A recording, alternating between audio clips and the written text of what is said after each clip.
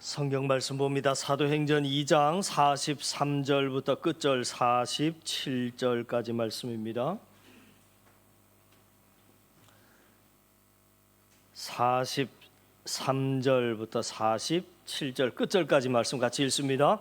사람마다 두려워하는데 사도들로 말미암아 기사와 표적이 많이 나타나니 믿는 사람이 다 함께 있어 모든 물건을 서로 통용하고 또 재산과 소유를 팔아 각 사람의 필요를 따라 나눠주며 날마다 마음을 같이하여 성전에 모이기를 힘쓰고 집에서 떡을 떼며 기쁨과 순전한 마음으로 음식을 먹고 하나님을 찬미하며 또 온 백성에게 칭송을 받으니 주께서 구원받는 사람을 날마다 더하게 하시니라.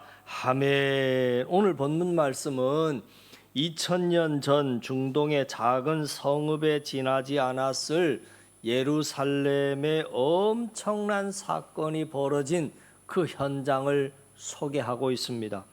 단 하루에 무려 3,000명이나 되는 거대한 무리가 한꺼번에 세례를 받았기 때문입니다.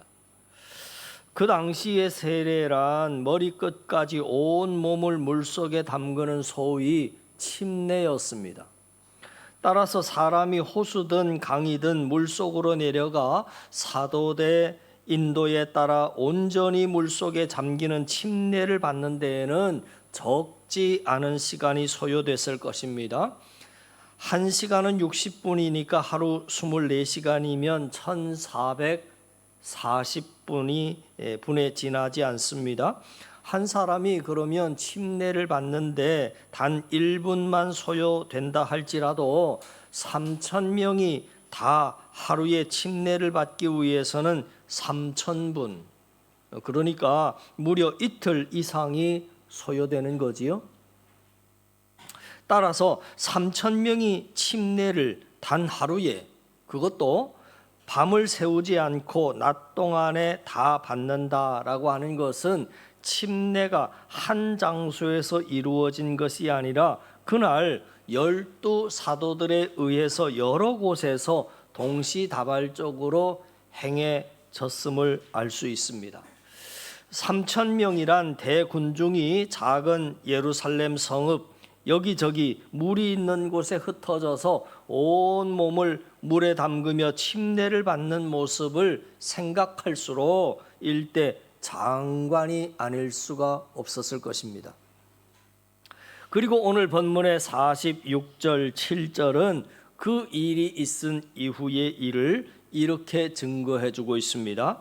날마다 마음을 같이하여 성전에 모이기를 힘쓰고 집에서 떡을 떼며 기쁨과 순전한 마음으로 음식을 먹고 하나님을 찬미하며 또 온 백성에게 칭송을 받으니 주께서 구원받는 사람을 날마다 더하게 하시니라.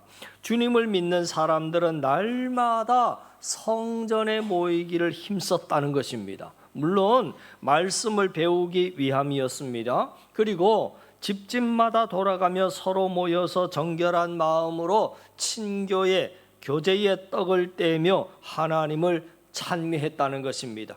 세상 사람들은 그들의 삶을 칭송하기에 이르게 됐고 그 결과 신자의 수는 날로 늘어갔다 하는 것입니다. 그리고 이어지는 본문 43절, 4절, 5절은 우리 모두를 놀라게 합니다. 왜 놀라게 하느냐면 그 내용을 읽어보지요. 사람마다 두려워하는데 사도들로 말미암아 기사와 표적이 많이 나타나니 믿는 사람이 다 함께 있어 모든 물건을 서로 통용하고 또 재산과 소유를 팔아 각 사람의 필요를 따라 나누어 주었다. 그들이 지니고 있던 모든 것들을 공동으로 사용하기 시작했습니다. 한 걸음 더 나아가서 그들의 동산과 부동산을 모두 처분하여 필요로 하는 사람들에게 아낌없이 나누어 주었다 합니다. 이로부터 얼마 지나지 않아서 하루에 또 5,000명이 신자의 수가 합류했음을 전해주고 있는 4장 32절은 이렇게 증거해주고 있습니다. 믿는 무리가 한 마음과 한 뜻이 되어 모든 물건을 서로 통용하고 자기 재물을 조금이라도 자기 것이라 하는 이가 하나도 없었다. 다른 사람보다 더 많은 재산을 내려놓은 사람은 자신을 뽐낼 법도 할 텐데 단 한 사람도 그런 사람이 없었습니다. 적어도 이 부분에서만큼은 우리 모두 놀라지 않을 수 없습니다. 우리 자신들과는 너무나도 다른 모습이기 때문입니다.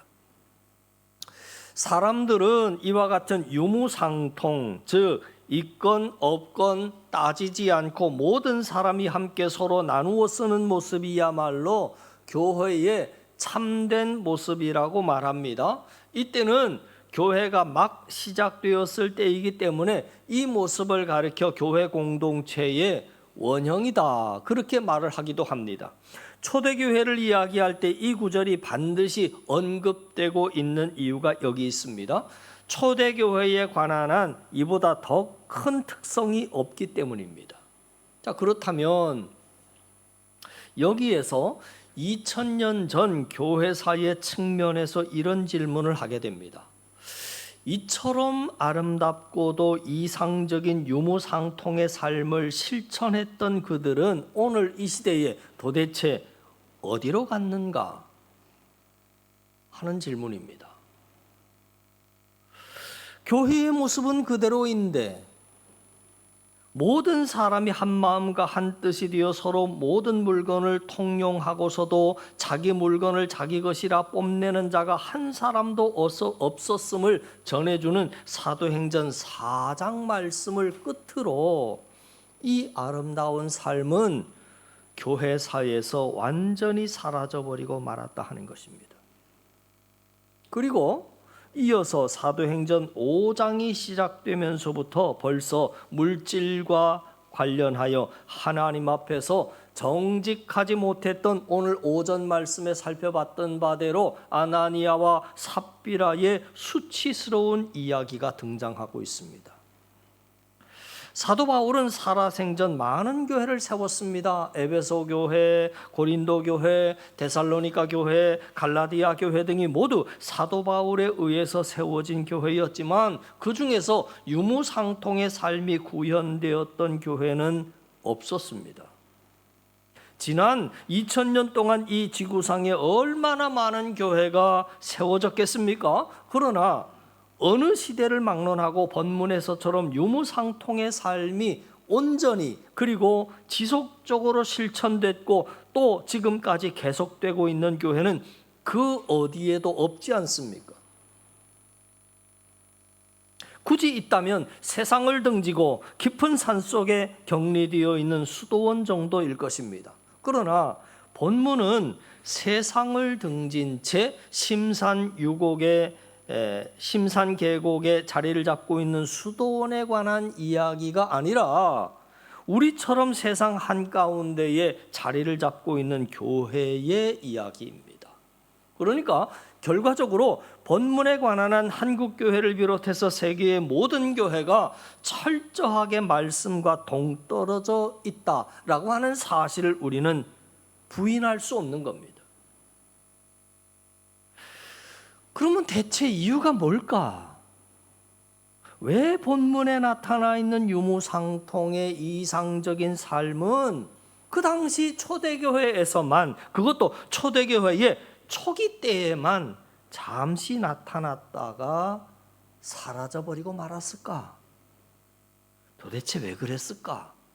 반면에 초대교회 초기에 일시나마 그와 같은 삶이 가능했던 이유는 또 뭐였을까? 거의 모든 신학자가 공통적으로 그 이유를 밝힐 때 초기 그리스도인들이 갖고 있던 종말 신앙에서 그 이유를 찾고 있습니다. 초기 그리스도인들은 한결같이 주님께서 곧 재림하실 것을 확신하고 있었습니다. 왜냐하면 주님이 그렇게 말씀하셨기 때문입니다. 내가 곧 오리라. 너희가 본 것 같이 오리라. 승천하시면서 내가 금방 올 거야 하고 말씀하셨기 때문입니다. 말하자면 그들의 생애 내에 종말이 도래한다고, 즉 세상이 끝난다고 믿었기 때문입니다. 왜냐하면 주님께서 부활하시고 승천하시면서 내가 곧 금방 올 거야 말씀하셨기 때문입니다. 초기 그리스도인들이 이처럼 임박한 종말을 믿고 확신 가운데 있을 때 그들은 드디어 물질로부터 자유할 수 있었습니다. 이제 곧 재림하실 주님 앞에 서야 하고 주님 나라에서 영원히 살 것을 생각할 때에 그들에게 물질이라고 하는 것은 단순한 필요의 충족 이상의 의미가 없었기 때문입니다. 그래서 그들은 그들의 일상적인 필요를 초과하는 부분은 미련 없이 내어놓고 기쁨으로 다른 사람과 함께 나눔의 삶을 살 수 있었다라고 하는 거지요. 자, 그러나 그들의 기대와는 달리 아무리 세월이 흘러가도 종말은 오지 않습니다. 오히려 그들에게 다가온 것은 네로 황제로부터 시작된 로마 제국의 박해와 핍박이었습니다. 그처럼 기대와 어긋난 현실 속에서 그들은 옛날의 삶으로 드디어 회귀해버리고 말았습니다. 누가 먼저랄 것도 없이 본문에 나타나고 있는 유무상통의 삶을 그만 포기해버리고 말았습니다. 그리고 그 이후에 2000년 동안 유무상통의 삶이라고 하는 것은 단지 사도행전 2장과 4장 속에서만 나타나는 아득히 먼 옛날의 전설처럼 여겨지게 되었습니다. 그 결과 그리스도인들은 오늘날까지 주님을 섬기면서도 동시에 물질을 함께 섬기는 신앙의 갈등과 번민으로부터 헤어나오지 못하는 것입니다. 예로부터 그리스도인들이 겪고 있는 신앙적 갈등의 가장 큰 요인은 사람과 물질에 기인하고 있습니다. 사람과의 관계에서 말씀대로 살지 못하는 것, 물질과의 관계에서 신앙의 양심을 지키지 못함으로 인해서 그리스도인은 괴로워하고 있는 것입니다. 그러나 대부분의 사람이 물질적으로 상대적인 손해를 감수하면서까지 사람과의 관계를 소중히 여기기보다는 사람과의 관계를 해치면서까지 물질을 더 소중히 여기는 것을 감안한다면 그리스도인들에게 있어서 신앙적인 갈등의 가장 큰 요인은 사람과의 관계보다는 오히려 더 물질과의 관계가 더 심하다 하는 것을 알 수 있지요. 물질 때문에 부모와 자식 간에 그리고 형제 간이 뒤틀릴 뿐만이 아니라 어제의 친구였던 사람이 오늘은 원수가 되어버리는 경우가 비일비재하지 않습니까? 오늘날 우리는 소위 자본주의 체제, 다시 말해서 자유시장 경제 체제 하에서 살아가고 있습니다. 이 체제의 가장 기본적인 골격은 사유재산에 대한 존중에 있는 겁니다. 만약에 사유재산을 인정하지 않는다면 자본주의는 당장에 무너져버리고 말 것입니다.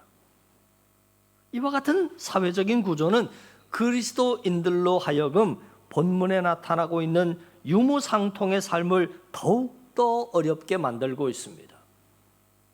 이 사회 자체가 하나의 거대한 수도원이 아닌 한 그것은 현실적으로 불가능할 수밖에 없기 때문입니다. 그러나 그렇다고 해서 오늘 본문의 말씀을 주님을 믿는다는 그리스도인들이 지금처럼 사문화 시켜버리는 것이 과연 바른 믿음의 자세이겠습니까? 그냥 그 옛날에 그랬어. 그러나 오늘날엔 안 돼. 이 말씀을 도외시한 대가로 하나님 앞에서 떳떳하지 못한 소유로 인해서 늘 양심의 갈등을 겪으며 살아가는 것이 과연 바른 신앙인의 자세인가? 오늘이라고 하는 특수한 시대적인 상황 속에서 본문의 말씀을 문자적으로 실천하는 것은 어려울지라도 여러분 적어도 본문의 정신을 우리의 삶으로 구현함으로 주님 앞에서 양심의 자유를 얻는 것이 그리스도인의 지혜요 용기요 참된 도리가 아니겠습니까? 근데 참 희한한 것은 2000년 전의 교회사를 되돌아보면 종말 사상이라고 하는 것이 대두가 될 때마다 그것을 믿는 사람들 간에는 잠시나마 유무상통의 삶의 모습을 나타내곤 했었다 하는 겁니다. 그랬지요. 주 2세기경 몬타누스라고 하는 사람이 임박한 종말을 예고하면서 많은 추종자들이 생겨났습니다. 그들은 모두 집단으로 모여서 유무상통의 삶을 살았습니다. 그리고 그들이 믿었던 종말이 오지 않음으로 인해서 그들의 유무상통은 그만 종지부를 찍고 말았습니다. 그 이래로 세계 도처에서는 임박한 종말을 외치는 자들이 종종 있었고, 그때마다 그들의 집단에는 예외 없이 어떤 현상이 나타났느냐면 유무상통의 삶이 나타났다가는 그들이 믿었던 종말이 빗나가면서 그와 같은 삶은 종식되고 말았다 하는 것입니다. 그것은 우리나라의 현실도 마찬가지였습니다. 우리는 여기서 대단히 중요한 사실을 하나 발견하게 됩니다. 비록 임박한 종말을 부르짖었던 자들의 예언이 다 빗나가 버리고 말았고, 그들이 이끌던 집단이나 어떤 종파가 거의 이단으로 규정되었지만, 그러나 우리가 결코 간과해서 안 될 사실이 있습니다. 역사적으로 사람들은 종말을 의식하고 종말을 믿고 확신할 때 물질의 노예 상태로부터 비로소 벗어날 수 있었다 하는 사실입니다. 그 좋은 예로 출애굽기에 하나님이 이스라엘 백성들을 훈련시키시죠. 만나를 주십니다. 새벽에 일어나니까 만나가 내려와 있어요. 그러나 욕심을 내서 많이 거두어 봐야 그 만나는 하루가 지나지 않아 벌레가 나고 먹지 못하고 썩어버립니다. 그 이후에 어떤 현상이 일어납니까? 많이 거둔 자는 다른 이에게 나눠주게 되고, 많이 거둘 생각도 하지 아니하고, 일용할 양식을 주시는 그 하나님을 믿고 하루하루 믿음으로 삶을 사는 모습을 우리가 보게 됐죠. 다시 말해서 물질에 관한 하나님 앞에서 양심에 꺼리낌 없이 살아갈 수 있는 길은 종말의 신앙을 갖는 것이라고 하는 말입니다. 그러니까 성경적으로 말하자면 종말에는 두 가지가 있습니다. 먼저는 우주적인 종말입니다. 이 우주적인 온 우주에 끝날이 임하고 또 주님께서 재림하시면서 하나님의 심판이 시작되는 것을 우주적인 종말이라, 세상 종말이라 그렇게 말합니다. 그리고 그동안 임박한 종말을 외쳤던 자들이 말하는 종말이라고 하는 것이 모두 이 우주적인 종말을 말하는 겁니다. 우주적인 종말이 눈앞에 닥쳤다고 믿었을 때 물질을 초월할 수 있었던 자들이 우주적인 종말이 빗나갔음을 확인하고서는 다시 물질의 노예로 되돌아가 버리고 말았던 것입니다. 그들은 모두 또 하나의 종말이 있다라고 하는 사실을 생각하지 않았던 자들이었습니다. 그것은 바로 개인적인 종말입니다. 우주적인 종말이 언제 있을 것인지는 주님의 말씀처럼 하나님 외에는 아무도 알지 못합니다. 그러나 한 가지 분명한 것은 개인적인 종말은 우리 생애에 반드시 우리 각자에게 닥쳐진다라고 하는 사실이지요. 이 세상에 살아가 있는 사람치고 아무도 피할 수 없는 죽음이라고 하는 것이 그것입니다. 세상은 끝나지 않아도 우리의 삶은 세상에서 끝나기 마련이고, 바로 그날 우리는 하나님 앞에 서야 합니다. 바로 이것은 하나님의 법칙입니다. 이것을 믿는 것이 참된 종말의 신앙이고, 이 신앙으로 살아갈 때 본문에 나타나 있는 유무상통의 정신이 우리의 삶 속에 구현될 것입니다. 오늘 본문에 등장하는 사람들이 지녔던 신앙이 비록 우주적인 종말 신앙이기는 하였지만 확고한 종말 신앙을 지니고 유무상통을 실천했던 그들의 삶으로부터 그들과는 판이한 자본주의 사회 속에 살아가는 우리가 본받고 추구해야 할 정신은 무엇이겠습니까?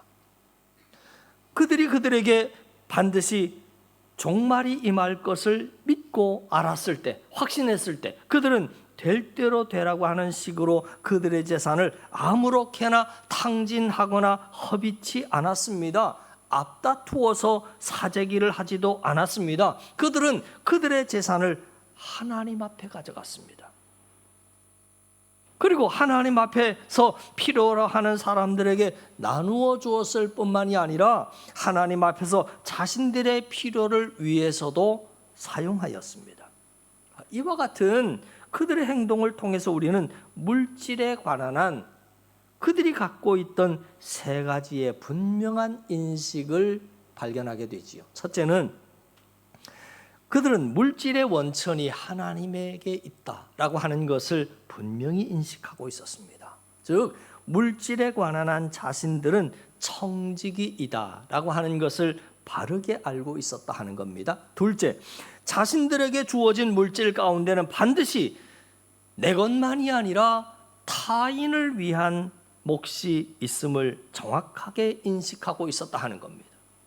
그리고 셋째, 자신에게 주어진 물질이 자신만을 위해 주어진 것이 아니라 하나님의 뜻을 위해서 하나님으로부터 위탁된 것임을 그들은 바르게 분별하고 있었다 하는 겁니다. 이것이 바로 종말 신앙을 가졌던 초대교회 교인들이 실천했던 유무상통의 참뜻이고 개인적인 종말이 반드시 있음을 알고 있는 우리가 우리의 삶 속에서 추구해 나아가야 할 정신입니다. 공산주의자들이 주장한 바가 본문의 유무상통과 일치하는 것처럼 보이지만 그러나 거기에는 하나님께서 거하실 공간이 없었습니다.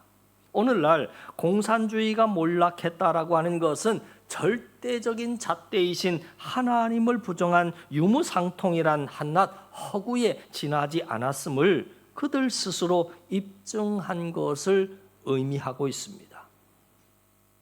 누가복음 12장 16절부터 21절이 다음과 같이 주님의 말씀을 일러주고 있습니다. 졸리시지요? 성경 한번 보십시다. 앞에 또 비유로 같이 읽어나갑니다. 시작.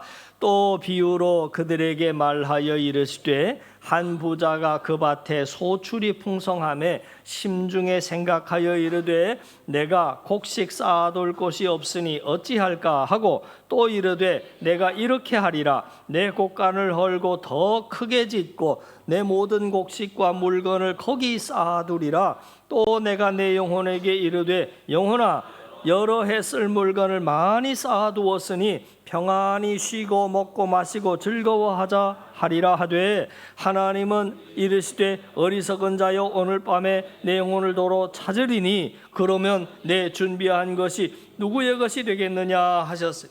자기를 위하여 재물을 쌓아두고 하나님께 대하여 부여하지 못한 자가 이와 같으리라. 쌓아둘 것이 없을 정도로 재물을 얻은 자가 그것을 보관할 수 있는 새 창고를 지을 계획을 했다라고 하면 그 얼마나 지혜로운 사람입니까?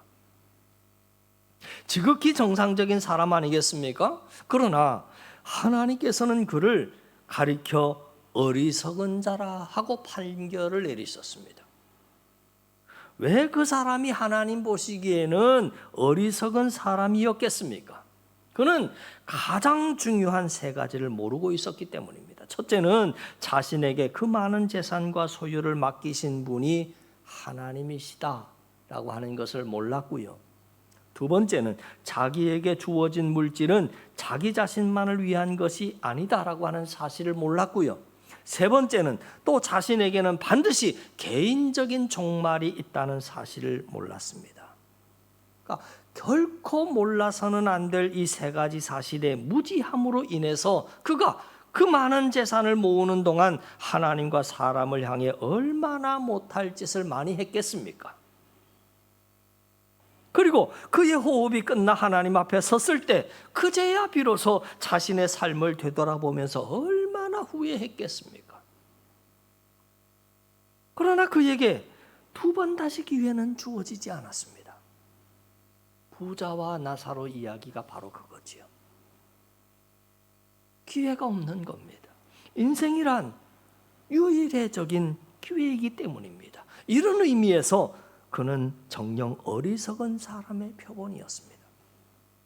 사랑하는 성도 여러분, 우리 인생에 우주적인 종말은 오지 않는다 할지라도 반드시 개인적인 종말은 모두에게 예외 없이 다가오고 있습니다. 그리고 우리는 그날 철저하게 빈손으로 왔기에 빈손으로 하나님 앞에 서야 할 것입니다. 그날 결코 가져갈 수 없는 것 때문에 하나님과 사람을 잃는 어리석은 자가 되지 말아야 할 것입니다. 철저하게 정말 신앙의 소유자들이 되어야 할 이유가 바로 여기 있습니다. 하나님께서 내게 맡기신 것으로 하나님을 위해서, 사람을 위해서 살아가는 자들이 되라 말씀하는 이유가 바로 여기 있습니다. 나 자신을 위해서 사용하더라도 그것이 하나님과 무슨 상관이 있는지를 생각하며 사는 자들이 되어야 할 이유가 바로 여기 있는 겁니다. 그때 우리는 물질의 노예 상태로부터 자유할 수 있는 그리스도인이 드디어 될 수 있는 겁니다. 물질로부터 자유한다는 것은 곧 세계를 얻는 것을 의미합니다. 물질로부터 자유하는 자가 온 세상을 창조하신 하나님을 온전히 모실 수 있기 때문입니다. 베드로도 바울도 물질로부터 자유함으로 세계를 얻었던 자들이었습니다. 진실로 물질로부터 자유하는 것보다 더 자신을 존중하는 삶은 없습니다. 그러기에 바울은 이렇게 고백합니다. 내가 궁핍해서 이렇게 말하는 것이 아닙니다. 나는 어떤 처지에서도 스스로 만족하는 법을 배웠습니다. 나는 비천하게 살 줄도 알고 풍족하게 살 줄도 압니다. 배부르거나 굶주리거나 풍족하거나 궁핍하거나 그 어떤 경우에도 적응할 수 있는 비결을 배웠습니다. 그 결과 나에게 능력 주시는 분 안에서 나는 모든 것을 할 수 있습니다. 고백하는 거죠. 바라기는 우리 모두 이렇게 풍족할 때에도 또 궁핍할 때에도 능력 주시는 분 안에서 하나님의 사랑을 잃지 않고 살아가는 저와 여러분 되기를 바랍니다. 물질뿐 아니라 하나님은 참 공평하게 우리에게 건강을 주시고 하루 24시간의 시간을 골고루 나누어 주셨어요. 우리 모두에게 동일하게 해가 뜨고 해가 지는 그러한 좋은 날씨도 허락해 주십니다. 우리 가정에 자녀가 있게 하셨고 부모가 있게 하셨고 남편과 아내가 있게 하셨습니다. 믿을 수 있는 나라가 있게 하셨습니다. 그 모든 복을 누리라고, 내 이웃을 내 몸처럼 사랑하라고, 위로 하나님을 더 높이 경배하라고 우리에게 주셨으니 주신 것만으로도 감사하지요. 그 감사한 마음 가지고 이번 한 주간 동안 하나님의 영광을 위해서 사용할 수 있는 저와 여러분 되기를 간절히 바랍니다. 기도드립니다. 하나님 아버지, 우리에게 우리 자신의 개인적인 종말이 시시각각 다가오고 있음을 잊지 않기를 원합니다. 그날 우리를 책임져 줄 수 없는 물질로 인하여 우리를 책임져 주실 하나님을 잃어버리는 어리석은 자가 되지 않게 하옵소서. 사람을 살리는 도구로 쓰여야 할 물질을 오히려 사람을 절망하게 하고 사람을 해치는 도구로 사용하는 무지하고 어리석은 자가 되지 않게 하늘의 지혜를 더하여 주시옵소서. 오늘 나에게 맡겨주신 것들로 하나님과 사람에 대해 의무를 다하는 자가 되게 하시고 주님 안에서 진정 물질로부터 자유하는 자가 되게 하여 주시옵소서. 그 자유함으로 주님께서 창조하신 온 세계를 얻는 자 되게 하옵소서. 그 자유함 속에서 참된 삶의 기쁨을 누리는 자들이 이 교회 안에 가득하게 하실 줄을 믿사오며 예수님 이름으로 기도하옵나이다. 아멘.